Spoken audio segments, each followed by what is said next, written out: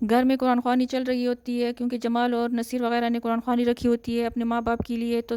اور انہوں نے سارے گھر والوں کو اکٹھا کیا ہوتا ہے اور محلے والوں کو بھی اکٹھا کیا ہوتا ہے، تو محلے والے اور گھر والے سارے اکٹھے بیٹھ کر قرآن خوانی کر رہے ہوتے ہیں۔ عذرا کو یہاں پر اپنی غلطیوں کا احساس ہوتا ہے اور وہ اپنی ساس کو یاد کر رہی ہوتی ہے اور اپنے ماں سے کہتی ہے کہ مجھ سے بہت بڑی غلطی ہو گئی ہے، میں نے ان لوگوں کے ساتھ اچھا نہیں کیا۔ یہاں پر سارا اس کی ماں اپنی سازشوں میں لگی ہوتی ہے اور وہ آسماں سے کہتی ہے کہ تم جمال سے کہو کہ وہ ہم کو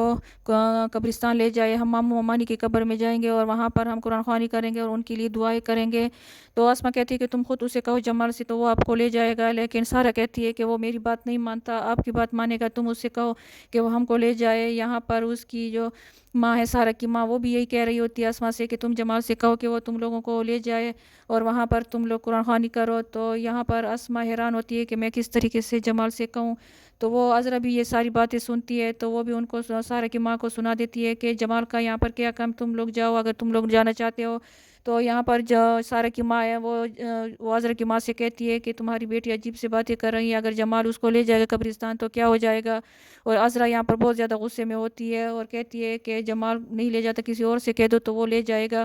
لیکن اس کی جو عذرا کی ماں کو سارا کی ماں نے راضی کر لیا ہے۔ تو عذرا اپنی ماں سے کہتی ہے کہ میں اپنی جو میرا جو مورچہ ہے میں اس کو خالی نہیں چھوڑنا چاہتی، یہ لوگ قبضہ کرنا چاہتے ہیں اور تم کو پتہ نہیں ہے کہ سارا جمال پہ ڈورے ڈال رہی ہے، وہ خود کو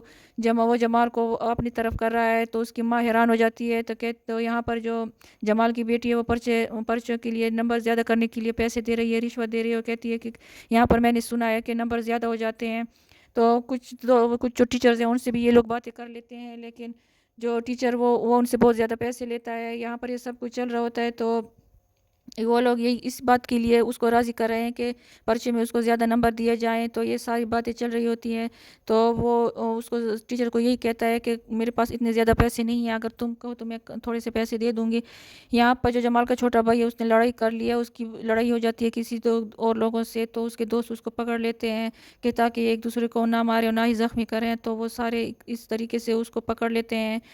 تو یہاں پر یہاں پر جو اس کی بیٹی ہے وہ تو گئی ہوئی ہے اسی بات پہ کہ اس کے نمبر زیادہ ہو جائے، اس کو کوئی پرواہ نہیں ہوتی۔ یہاں پر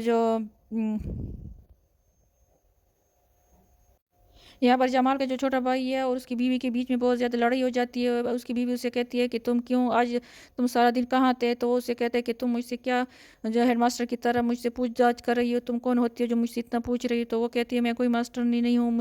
میں تمہاری بیوی ہوں اور میرا حق ہے میں تمہارے بارے میں پوچھوں گی کہ تم سارا دن کہاں تھے، آج کل تم بالکل بھی تمہارا پتہ نہیں چلا کہ تم کہاں ہوتے ہو، کہاں جاتے ہو، کہاں آتے ہو۔